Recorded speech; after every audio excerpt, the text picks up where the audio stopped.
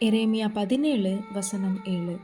கர்த்தர் மேல் நம்பிக்கை வைத்து கர்த்தரை தன் நம்பிக்கையாக கொண்டிருக்கிற மனுஷன் பாக்கியவான். இவங்கள தான் மலை போல நான் நம்பி இருந்தேன், இப்படி என்னை கைவிட்டுட்டாங்களேன்னு கலங்கின இருதயத்தோட இருக்கிறீங்களா? வேதம் சொல்லுது, கர்த்தர் மேல நம்ம நம்பிக்கையை வைக்கணும்.